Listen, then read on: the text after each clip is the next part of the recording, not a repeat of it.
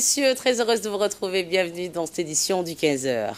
Les titres qui seront développés dans ce journal. Le président de la République, son Excellence Ismaïl Omar Guelleh, est arrivé à Mogadiscio, capitale de la Somalie, pour effectuer une visite officielle de 48 heures à l'invitation de son homologue Mohamed Abdullahi Farmajo. Et l'auteur présumé de l'attentat en Nouvelle-Zélande avait un droit de port d'armes, d'après la Première ministre nouvelle-zélandaise. Bonjour et bienvenue dans cette édition du 15h de ce samedi 16 mars 2019. Le président de la République, son Excellence Ismaïl Omar Guelleh, est arrivé ce samedi en milieu de matinée à Mogadiscio où, à l'invitation de son homologue Mohamed Abdullahi Farmajo, il effectue une visite officielle de 48 heures. À son arrivée à l'aéroport international Aden Abdoulaye de Mogadiscio, le président Guelleh eut droit à un accueil officiel où tous les honneurs et insignes de marque protocolaire dévolus à une personnalité de son rang ont été exécutés.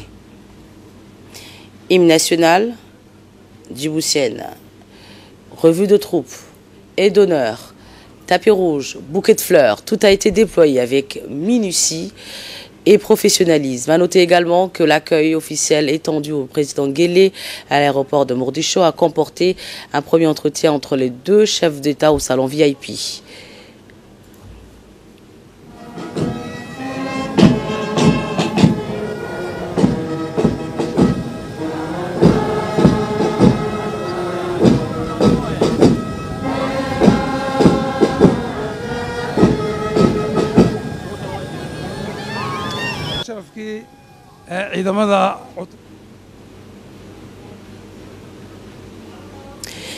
Mais les dossiers de fond et les objectifs majeurs suspendus à l'actuelle visite du président djiboutien à Mogadiscio interviendront dans le cadre d'une série d'autres étapes composées notamment d'un entretien en tête-à-tête entre le chef d'État et la présidente somalienne, d'une réunion de travail des deux leaders associés à leurs collaborateurs respectifs et d'une allocution du chef de l'État djiboutien au Parlement somalien réuni en congrès.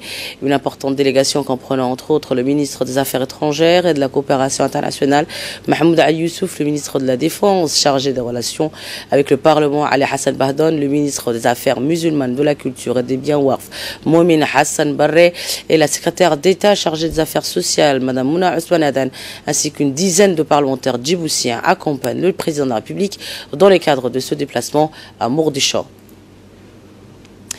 Des nombreux hauts responsables civils et militaires, parmi lesquels le chef de la sécurité nationale, Hassan Saïd Khairé, le général Ousmane Nour Soubagle, le directeur du département bilatéral au ministère des Affaires étrangères et de la coopération internationale, Yassine Hussein Douale, font partie également de la délégation conduite par le chef de l'État dans cette visite officielle de 48 heures à Mogadiscio.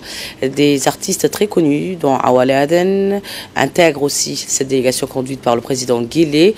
À noter également la présence au sein de la délégation conduite par le président de la République, l'ambassadeur de la République de Djibouti auprès de la République fédérale de la Somalie, Aden Hassan Adan. Et autre actualité nationale, c'est le Premier ministre Abdelkader Kamel Mohamed qui s'était rendu à Jakarta, capitale indonésienne, pour représenter le président de la République, Ismaïl Omar Guelleh, lauréat du prix de la bonne gouvernance mondiale de Cambridge. Le Premier ministre a réceptionné donc au nom du chef de l'État, récipiendaire cette année du prestigieux trophée attribué par le comité de cette institution.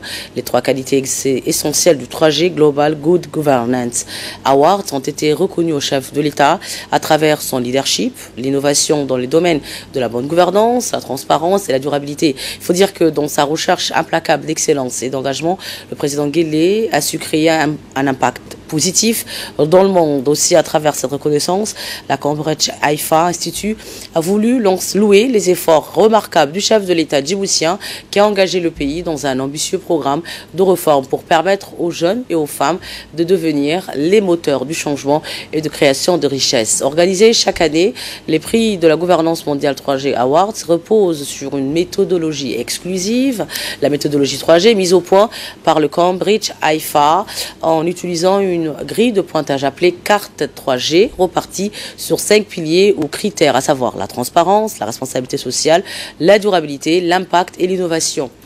Depuis 2016, donc, année de sa création, le chef de l'État et le second président a gagné ce prix prestigieux. Le premier récipiendaire n'étant nul autre que le président turc Recep Tayyip Erdogan.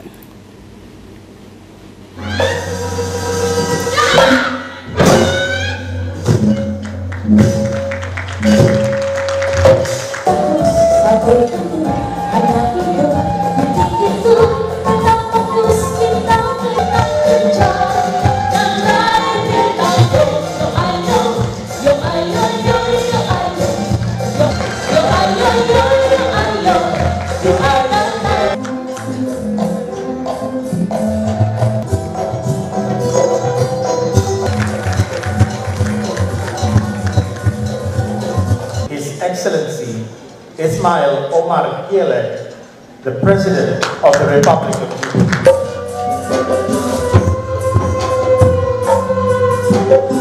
Abdelkader Kamel Mohamed qui a réceptionné au nom du chef de l'État le prix du lauréat du prix de la bonne gouvernance mondiale de Cambridge, attribué cette année 2019 au président de la République, son Excellence Ismail Omar Guelleh. Donc pour son leadership, l'innovation dans le domaine de la bonne gouvernance, la transparence ou encore la durabilité. Donc cette cérémonie s'est déroulée à Jakarta, capitale de l'Indonésie. Toujours dans l'actualité nationale, le Premier ministre Abdelkader Kamel Mohamed a fait une conférence de presse dans laquelle il est revenu sur l'objectif de sa visite. Écoutez-le. En tout cas, c'est un plaisir d'avoir représenté ici le chef de l'État. Le plus important de tout, c'est pour, pas uniquement le chef de l'État, mais c'est pour tout le peuple djiboutien. Et donc, pour tout le pays, ça montre quand même que la bonne gouvernance que mène le chef de l'État depuis un certain temps a donné des fruits. Et ce sont des agences privées et publiques aussi, qui ont témoigné, qui devraient recevoir ce témoignage. C'est un prix qui est prestigieux en effet, puisqu'il y a des institutions publiques comme des privés qui ont travaillé dans le monde et qui ont reçu ce prix. Et le chef de l'État aussi a reçu ce prix pour la bonne gouvernance. D'autres l'ont reçu pour la construction, pour la construction, la culture, ainsi de suite, mais pour Djibouti, c'était la bonne gouvernance. Et toujours dans le cadre de sa tournée dans l'arrière-pays, le ministre de l'Éducation nationale et de la formation professionnelle, Moustapha Mohamed Mahamoud, s'est rendu dans le village de Fididis, dans la région d'Obok. Le ministre était accompagné de son collègue en charge de la décentralisation, Hamadou Mohamed Alamis, de la représentante de l'UNICEF à Djibouti, Janabou Maoundé, et des députés de cette région d'Obok, ainsi que les autorités locales, à savoir le préfet et le président du conseil régional. La délégation ministérielle a eu des échanges avec la communauté locale pour discuter de la scolarisation de l'ensemble de leurs enfants en âge d'aller à l'école. L'occasion pour le ministre de l'Éducation nationale et de la formation professionnelle, Moustapha Mohamed Mahamoud, de mettre en lumière sa politique d'instauration des systèmes des écoles rurales. Ce concept des écoles rurales consiste à implanter l'ensemble des services sociaux de base autour des écoles. Moustapha Mohamed Mahamoud a mis l'accent sur les avantages de ces écoles rurales qui permettront, a-t-il dit, d'offrir une scolarité de qualité et inclusive aux enfants bergers et de sédentariser les nomades qui pourront accéder à l'ensemble des services sociaux de base. Enfin, le ministre de l'Éducation nationale et de la formation professionnelle a remercié le colonel Aden Douala Warsameh, chef du corps du régiment interarmé d'Obok, qui, à travers lui, les forces armées djiboutiennes, pour le soutien constant apporté aux écoles de la région, et notamment en termes de logistique. Et c'est dans ce contexte que le ministre de l'Éducation nationale a procédé à l'inauguration d'une école de base à Ilisola, toujours dans cette région d'Obok. La localité d'Ilisola dispose des locaux flambant neufs destinés à accueillir les enfants dès le mois de septembre prochain. la prochaine rentrée scolaire 2019-2020. Ceci constitue la première étape d'un vaste programme qui a pour vocation à mettre à la disposition des habitants de la localité une structure de santé. On a une structure de santé, l'adduction en eau potable, encore l'électrification solaire. Le ministre et les officiels ont visité les salles de classe et les réservoirs et puits d'eau avant de procéder à l'inauguration officielle en coupant le ruban conformément aux usages. Suite à quoi la prière de vendredi a été célébrée sur la grande aire de la mosquée du village. Puis les villageois ont offert un déjeuner d'honneur à la délégation ministérielle en guise de remerciement.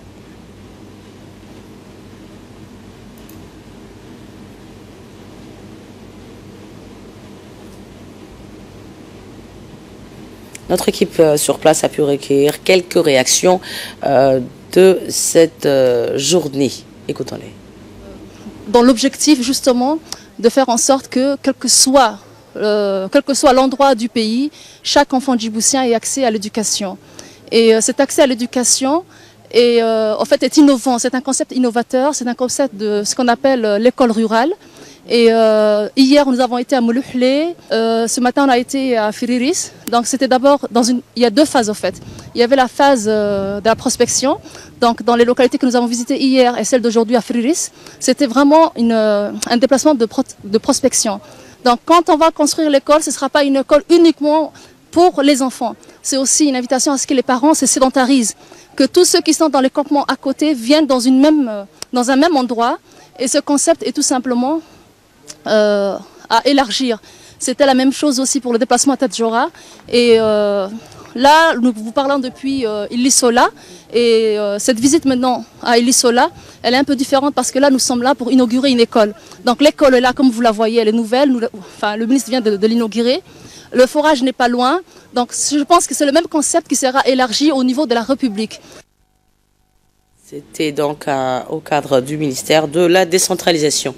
Dans le cadre de la Semaine nationale de la femme djiboutienne, le ministère de la Femme et de la Famille a organisé un forum sur l'autonomisation économique de la femme dans les 5 régions du pays, de l'intérieur du pays, notamment dans cette région de Tadjoura.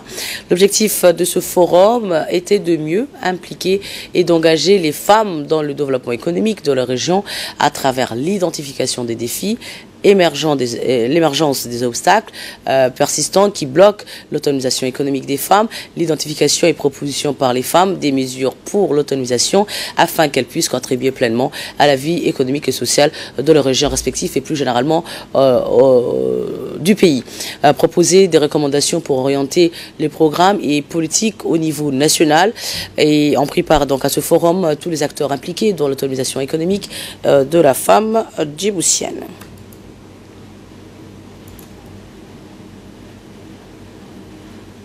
Écoutons ensemble quelques réactions des participants. Donc nous y reviendrons sur cette réaction dans nos prochaines éditions.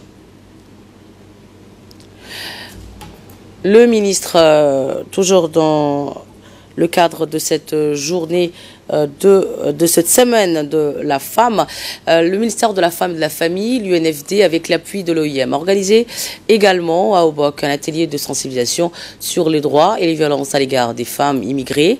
Le but étant d'informer la communauté des migrants, les femmes et les hommes, sur leurs droits dont ils disposent et les dangers qu'elles peuvent rencontrer, que ces gens peuvent rencontrer lors de leur parcours. Cette communauté a aussi bénéficié de la distribution de kits de subsistance et d'hygiène. L'atelier se déroulait à Fantahiro, dans la région d'Obok, ayant pris part le deuxième adjoint de la préfecture d'Obok, ou encore la représentante du conseil régional d'Obok, les représentants du ministère de la Femme et de la Famille, ainsi que les représentants de l'OIM dans cette région d'Obok. Et du nord, nous arrivons au sud du pays, notamment dans cette région d'Ali-Sabié, où au titre de ces activités de sensibilisation sur la préservation et la protection de l'environnement, le ministère de l'Habitat, de l'Urbanisme et de l'Environnement a organisé les premiers ateliers de sensibilisation sur les effets néfastes des brûlages à l'air libre sur la santé humaine et l'environnement dans les locaux du conseil régional d'Ali-Sabié. Cet atelier était animé par Mohamed El Moabsi, coordinateur national des projets de mise en œuvre des conventions de Stockholm et de Minamata, et Dr Fatouma Abdullatif, consultante nationale de ces projets. L'objectif des 10 ateliers était donc dans un premier temps de présenter aux élus locaux et les acteurs sociaux les opportunités de création des emplois divers qui sont des emplois décents et qui contribuent à la préservation et à la restauration de l'environnement. Aussi, dans un deuxième volet, les participants ont reçu des exposés sur les effets néfastes des brûlages à l'air libre sur la santé humaine et sur l'environnement. En effet, le brûlage à l'air libre représente une source principale des dioxines et furanes faisant partie des polluants organiques persistants.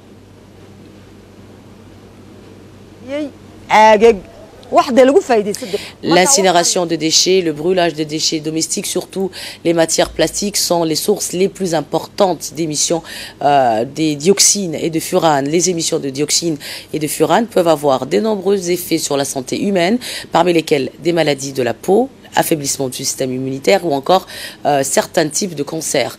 Le mot d'ordre donc de ces ateliers, de ces assises était zéro brûlage des déchets. Enfin, il a été expliqué qu'il est important de comprendre qu'avec toute substance chimique, y compris les émissions de dioxines et furanes, le risque pour la santé dépend de nombreux facteurs, notamment le type d'exposition, le degré et la fréquence d'exposition, ainsi que la vulnérabilité individuelle de la santé. Donc, étant donné que nous sommes toujours dans la semaine de la journée internationale de la femme, qui s'achèvera donc demain, une cérémonie d'exposition en vente des produits artisanaux faite par les femmes du Centre d'action sociale des femmes du CASAF a eu lieu sur la houlette du ministère de la Femme et de la Famille, Madame Oumina Ahmed Hassan. Les femmes du CASAF, ou ceux venus de la région de l'intérieur, ont présenté sur différents stands des produits artisanaux réalisés entièrement par les femmes avec leurs propres moyens. Plusieurs hautes personnalités ont pris part à cette journée d'exposition-vente qui s'est déroulée au centre CASAF, notamment l'ambassadeur de l'Égypte ou encore l'ambassadeur de la République populaire de Chine. La directrice par intérim du centre CASAF, Madame Nim'a Younis Houch, a évoqué l'importance de cette journée pour les femmes ou encore pour les filles. Vous aurez donc les images de ce sujet dans nos prochains journaux. Et à la page sport de cette édition du 15h, c'est la Fédération djiboutienne d'athlétisme qui a organisé hier après-midi la 4e édition du meeting international de Djibouti. Donc c'est dans l'après-midi qu'a démarré au stade Boulet d'une série de courses consacrées aux athlètes nationaux et internationaux, hommes, femmes et cadets. 14 pays ont pris part à cette 4e édition du meeting international de Djibouti. La première course internationale du 400 mètres a été remportée par Yassir Ahmed avec un temps de 50 secondes. La deuxième place est revenue à un Djiboutien, Zubair Rachid, avec un temps de 51 secondes 54 centièmes.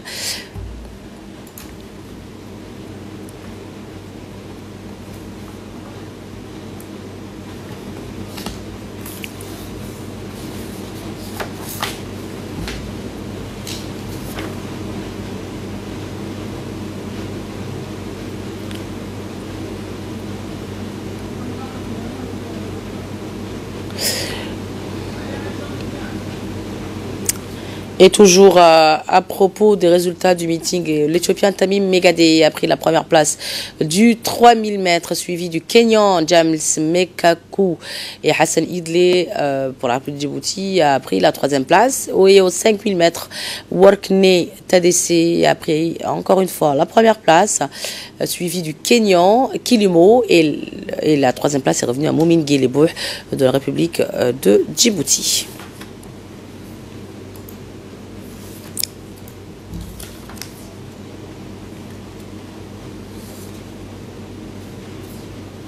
Il y a des bas et des hauts, mais on a eu des médailles, malgré qu'on a fait des entraînements intensifs en Éthiopie, mais nos athlètes ont pu faire ce qu'ils pouvaient. Donc on ne regrette pas, ils ont bien couru et nous avons aussi beaucoup d'objectifs, comme récemment dans les jours qui arrivent au championnat d'Arabe en Égypte, il y a le championnat d'Afrique aussi en Côte d'Ivoire. Et nous allons tous participer. Donc, et nous souhaitons avoir des médailles sur ces compétitions internationales à l'étranger. Et de là, nous passons à ce qui domine l'actualité internationale. Nous commençons avec le continent noir au Kenya. La reprise du dialogue après 4 ans d'interruption s'est faite à l'occasion d'une réunion de conseil d'association de la Turquie. Pour plus de précisions sur ce sujet, Hussein Aouled. Acheter des produits sur le site aliexpress.com, géré par le géant chinois du commerce électronique Alibaba Group, en utilisant les services de paiement mobile M-Pesa du Kenya pour leurs achats en ligne. Selon la responsable client à Safaricom, Mme Moulik, le nouveau partenariat avec AliExpress n'affectera pas la plateforme du commerce électronique de la société des télécommunications, mais cherchera à répondre aux besoins de petits commerçants tout en continuant à étendre les capacités de M-Pesa. M-Pesa a été lancé en 2007 afin de surmonter les faibles taux de bancarisation au Kenya et ainsi permettre aux populations de transférer de l'argent liquide par téléphone portable.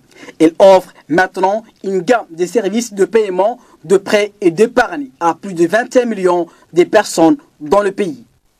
C'était Safaricom, l'une des principales entreprises de téléphonie mobile au Kenya, qui a conclu un accord avec la plus grande société du commerce électronique de Chine. Commentaire de Hussein Aouled. Et pour ce qui est de la Turquie, la reprise du dialogue après 4 ans d'interruption s'est faite à l'occasion d'une réunion du conseil d'association UE-Turquie à Bruxelles. Hussein Aouled encore une fois. A été représenté par le chef de la diplomatie turque Kavizoglu et les institutions européennes par Federica Mogherini, la chef de la diplomatie européenne, et par Johannes Hahn, commissaire européen responsable de l'élargissement. Au menu de discussion, les négociations d'adhésion de la Turquie à l'Union européenne au point mort depuis de longues années. Federica Mogherini a fait part de ses vives préoccupations pour l'état des droits en Turquie. Les relations entre Bruxelles et Ankara se sont très fortement tendues depuis la tentative manquée de putsch de juillet 2016. Mais la Turquie souhaite poursuivre les négociations d'adhésion, comme l'a rappelé le ministre turc des Affaires étrangères.